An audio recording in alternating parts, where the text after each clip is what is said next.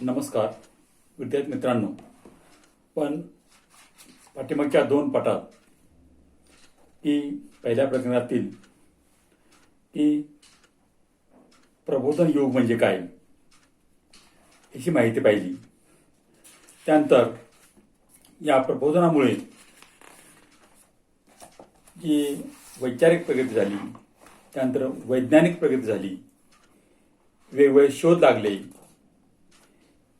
या सर्वांची आपण माहिती बघितली. त्यानंतर की या प्रबोधन युगामुळं एक जो मानव केंद्रबिंदू समजून मानवतावाद निर्माण झाला आणि त्यामुळं हळूहळू या प्रबोधन युगाला गती मिळाली. याशिवाय काही गोष्टी पाठीमाग पडायला लागल्या. उदाहरणार्थ की युरोपात की कॅथॉलिक चर्च होते.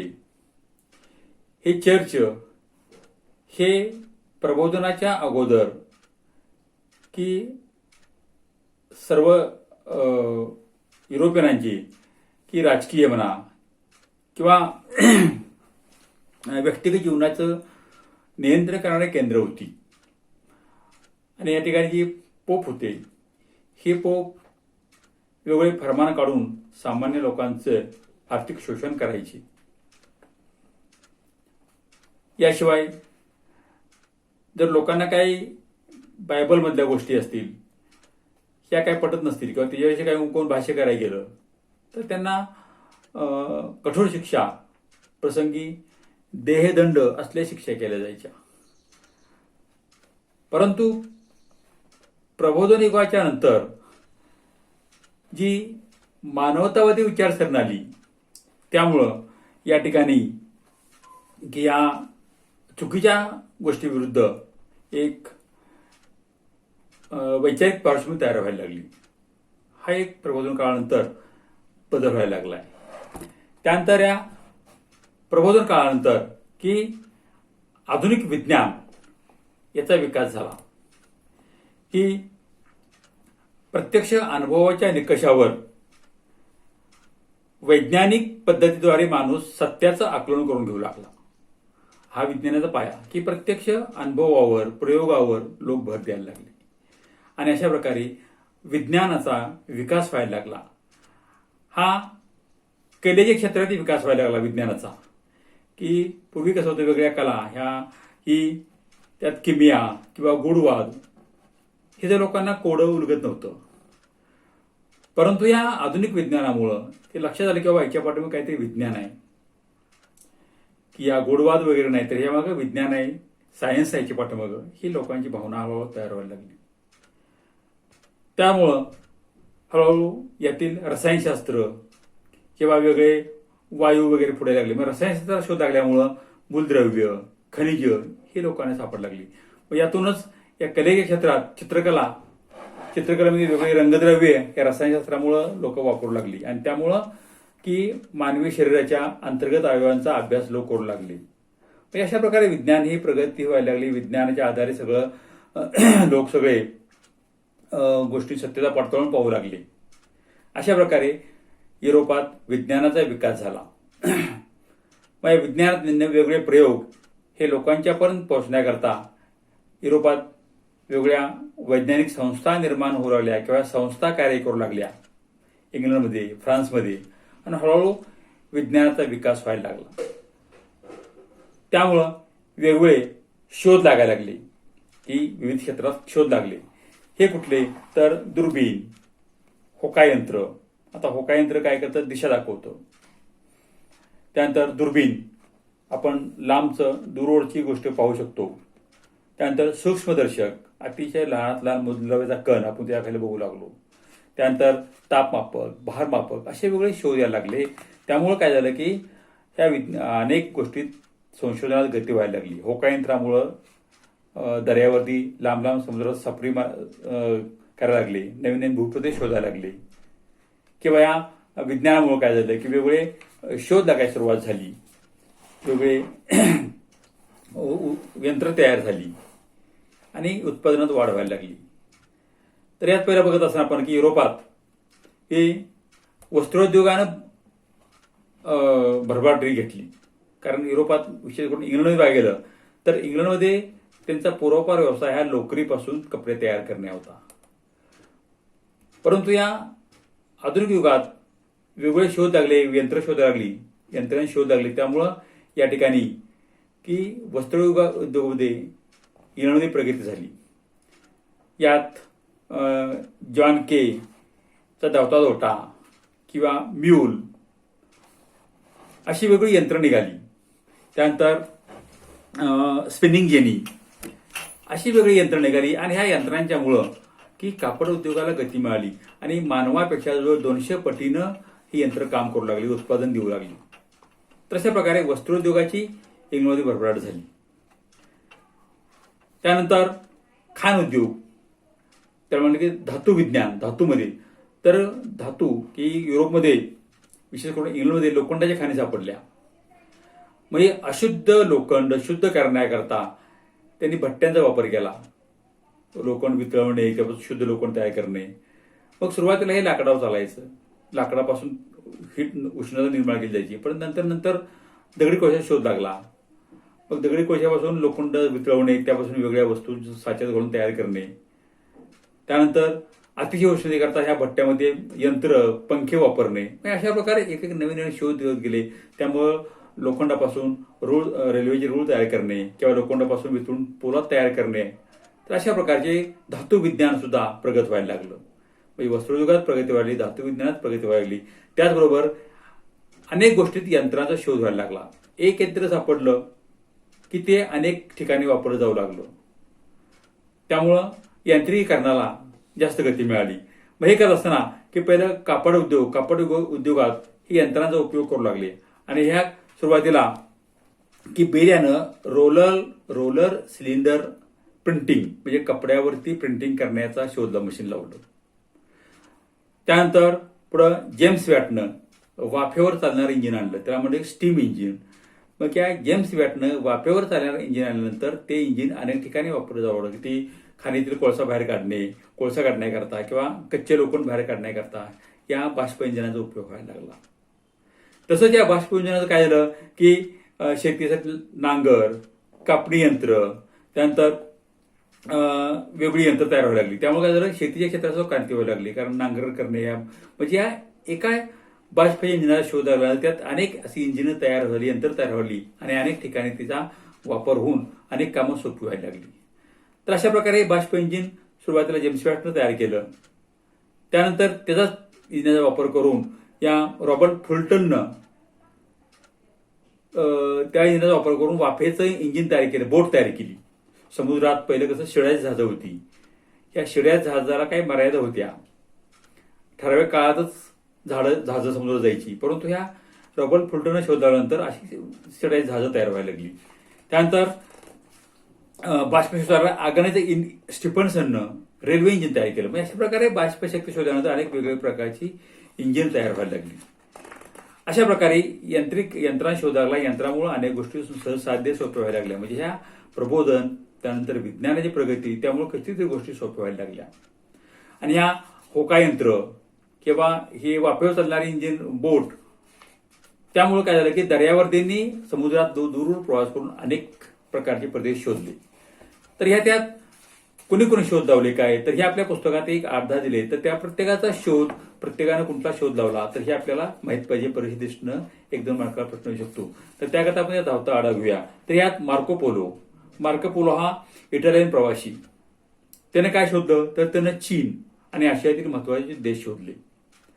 तसं तो चीनमध्ये काही काळ कुलबाई खान या राजाच्या दरबारात राहिला आणि त्या ठिकाणी तो तिथली चीनी भाषा, मंगोल भाषा शिकला.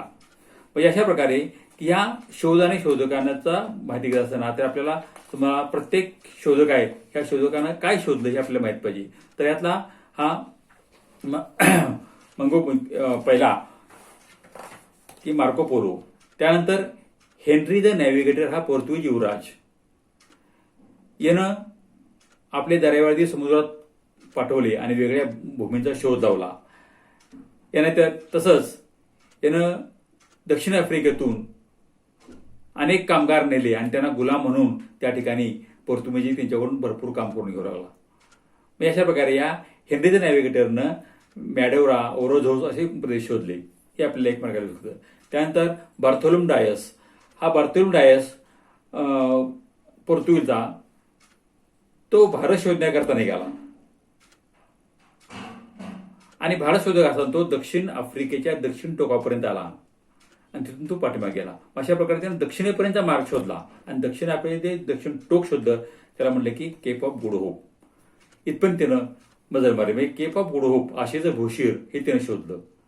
त्यानंतर ख्रिस्तोफर कोलंबस, हा कोलंबस भारतात शोध करण्यासाठी निघाला. कारण काय, तुर्कांनी इस्तंबूल जिंकून घेतलं होतं आणि खुशकीचा मार्ग जो चालला होता व्यापार आशियाशी भारताशी, तो बंद झाला. त्यामुळे हा कोलंबस सागरी सफरेला निघाला आणि सागरी सफर करत असताना तो भारताकडं पूर्वेकडे जायचं होतं, परंतु त्यानं बडकी पृथ्वी गोल आहे, मग पूर्वेकडे जाण्यापेक्षा पश्चिमेकडे गेलो तर भारत लवकर सापडेल, म्हणून हा कोलंबस दक्षिणेकडे प्रवास करायला निघाला आणि तो अमेरिकेत जाऊन पोहोचला. अशा प्रकारे त्यानं अमेरिका खंडाजवळ जाऊन अमेरिका खंडाचा त्यानं शोध लावला, भूमी शोधली अमेरिकेची. म्हणजे आपल्याला माहित आहे कोलंबसनं अमेरिका शोध लावली. त्यानंतर अमेरिको वेस्पुसी, हा सुद्धा सागरी सफरेवर निघाला आणि तो सुद्धा अमेरिकेच्या व्हेनेझुएला प्रदेशात पोहोचला आणि ह्या अमेरिगोच्या नावावरून अमेरिका खंडाला अमेरिका हे नाव पडलं. तर हे आपल्याला त्या ठिकाणी माहित पाहिजे. म्हणजे अशा ह्या वेगळ्या संशोधकांचे शोध लावले, हे शोध आपल्याला माहित पाहिजे. त्यानंतर वास्को दी गामा, वास्को दी गामा हा पोर्तुगात खलाशी पोर्तुगाल निघाला भारत शोधायला आणि तो 1498ला भारताच्या पश्चिम किनाऱ्यावरील कालिकत या बंदरात पोहोचला. तिथल्या कालिकतच्या झामोरीन राजाचं स्वागत केलं आणि त्याला पुढे हळूहळू व्यापारी करण्याकरता त्यांना तिथं परवानगी मिळाली. अशा प्रकारे वास्को दी गामानं हा भारतात शोध लावला. त्यानंतर मॅगेलन, फर्डिनांड मॅगेलन यानं काय केलं की सुरुवातीला सगळ्यात पहिला पृथ्वीला प्रदक्षिण घालण्याकरता निघाला मॅगेलन. तरी आपल्याला या ठिकाणी ही माहित पाहिजे. त्यानंतर टायसननं न्यूझीलंड शोध लावला. अशा वेगळ्या संशोधकांनी वेगळ्या ठिकाणी वेगळी भूमी शोधली. याच्यात कॅप्टन जेम्स कुक, या जेम्स कुकनं सुद्धा ती पॅसिफिक महासागरात जाऊन त्याने तिथं आपला इंग्रजांचा झेंडा फडकवला आणि त्याशिवाय त्यानं काय केलं की पॅसिफिक बेटांची पाहणी करून तिथला नकाशा त्यांनी तयार केले, म्हणजे पुढच्या लोकांना येण्या जाण्याकरता माहिती मिळण्याकरता. त्यानंतर मंगो पार्क, या मंगो पार्कनं काय केलं तर नायजर नदीचा प्रवाह शोधून काढला. त्यानंतर लुई अँटेनो बोगनविले यानं सुद्धा पॅसिफिक महासागरात ताहितीच्या पलीकडे गेला आणि त्या ठिकाणी त्यानं आपला त्याचा विस्तार केला म्हणा आणि काही बेटांचं जिथं शोधली त्या बेटांना ह्याचं नाव दिलं, कारण बोगनविले त्याच्या वनस्पतीवरून त्याला ते बेटांचं त्याचं नाव दिलं, बोगनविल्याचं नाव दिलं. तर अशा प्रकारे या वेगळ्या संशोधकांनी वेगळे प्रदेश शोधले आणि त्यांनी त्या प्रदेशात भूप्रदेश शोधून त्या ठिकाणी व्यापार पुढं त्या देशाने सुरू केले. अशा प्रकारे या संशोधन वाढले. आणि त्यानंतर या प्रकारचा शेवटचा मुद्दा म्हणजे औद्योगिक क्रांती. तर औद्योगिक क्रांती म्हणजे काय, तर हस्तोद्योग ह्याच्याकडून औद्योगिकरणात झालेलं संक्रमण. म्हणजे पूर्वी कसं हस्तोद्योग चालू होते आणि त्याच्याऐवजी हळूहळू औद्योगिक क्षेत्राकडे भरारी घेतली आणि औद्योगिक क्रांती सुरू झाली. म्हणजे हस्तोद्योग पहिले होते, कुटीर उद्योग होते, त्याच्यापासून यांत्रिकरणाला सुरुवात झाली. अशा प्रकारे हस्तोद्योगाकडून औद्योगिकरणाला क्रांती झाली, याला म्हणलं औद्योगिक क्रांती. मग 18व्या-19व्या शतकात युरोपात सर्वत्र औद्योगिक क्रांती झाली. सुरुवातीला ही झाली इंग्लंडमध्ये झाली. औद्योगिक क्रांतीला काय लागतं पहिलं तर भांडवल. मग इथं तसे भांडवलशाही होती की भांडवलशाही अनेक लोकांनी पैसा असणं, कारण हे भांडवल जर बुडाले पाहिजेत, त्यांनी भांडवल गुंतवलं पाहिजे, कारखानदारी उभी केली पाहिजे. तर अशा प्रकारे इथं औद्योगिक क्रांती सुरू झाली आणि औद्योगिकरण सुरू झालं. पहिली क्रांती झाली इंग्लंडमध्ये. का तर इंग्लंडमध्ये वस्त्रोद्योगात क्रांती झाली. त्या ठिकाणचं पोषक हवामान होतं किंवा इतर गोष्टी जिथं यंत्रसामुग्री होती. त्यानंतर इंग्रजांच्या जगातील वेगवेगळ्या ठिकाणी वसाहती होत्या, त्यामुळं या कापडाकरता राहणारा कापूस, हा कापूस त्यांना या वसाहतीमध्ये मिळत होता. हे इंग्लंड लोक ते वसाहतीमधून कच्चा माल आणायचे आणि कच्च्या मालापासून ते कापड तयार करायचे, पक्का माल तयार करायचे आणि ते परत त्यात वसाहती विकायची, बाजारपेठ होती इंग्रजांना. अशा प्रकारे इंग्लंडमध्ये औद्योगिक क्रांती घडून आली, कारण त्यांना पोषक वातावरण होतं, पोषक परिस्थिती होती. त्यामुळे इथं औद्योगिक क्रांती कापड उद्योगात इंग्लंडमध्ये घडून आली. मग या औद्योगिक क्रांतीचे याकरता भारत चांगली वसाहत होती. भारतात भरपूर कापूस मिळायचा. तो कापूस हे इंग्लंड न्यायचे, परत कापड विकायचे. मग या औद्योगिक क्रांतीचे भारतावर काय परिणाम झाले हे आपल्याला माहित पाहिजे. तर मग आपल्याला इथं प्रश्न येऊ शकतो की औद्योगिक क्रांतीचे भारतावर झालेले परिणाम काय. तर त्यामुळे काय झालं की ह्या व्यवसायामुळं भारतातील कापड उद्योग हा याचा ऱ्हास झाला. म्हणजे सुरू कसं होतं की घरगुती यंत्र महाग होते, त्याच्यावर लोक कापड तयार करायचे. तर यंत्राचं कापड आल्यामुळं हा उद्योगाचा ऱ्हास झाला. त्यानंतर या कापडामुळे भारतीय कापड उद्योग मंदावला. त्यामुळे लोक बेकार झाले, लोकांच्या उपासमार व्हायला लागली. त्यानंतर इंग्रजांनी काय केलं की भारतात सत्ता होती, परंतु धोरण त्यांचं असं राबवलं की इंग्रजांचा फायदा होईल, भारतीयांचा फायदा होईल असं धोरण त्यांनी राबवलं नाही. त्यामुळे भारतीयांचं आर्थिक शोषण व्हायला लागलं. भारतीय अन्नाला हळूहळू एक वेळ जीवनाला महाग व्हायला लागले. म्हणजे औद्योगिक क्रांतीमुळे भारतात मोठ्या प्रमाणात बेकारी पसरली, बेकार झाली आणि इंग्रजांचं कल्याण व्हायला लागलं. तर ही एक भारतावर झालेला परिणाम आहे. त्यानंतर शेवटी या प्रकारात मुद्दा म्हणजे की आर्थिक राष्ट्रवाद, की राष्ट्राविषयी असणारा प्रेम म्हणजे राष्ट्रवाद. परंतु या ठिकाणी इंग्रजांनी काय केलं की आर्थिक राष्ट्र म्हणजे आर्थिक म्हणजे काय की आपला फक्त देशाचा आर्थिक फायदा बघितला. म्हणजे याकरता इतर देशांच्यावर काय परिणाम होईल हे त्याने बघितलं नाही. तर फक्त आपल्या राष्ट्राचा आर्थिक विकास कसा होईल हेच या देशाने बघितलं. त्याकरता स्पर्धक राष्ट्रांच्यावर आयात निर्यात कर लादायचे की जेणेकरून ते व्यापारात आपल्या स्पर्धेत राहू नयेत.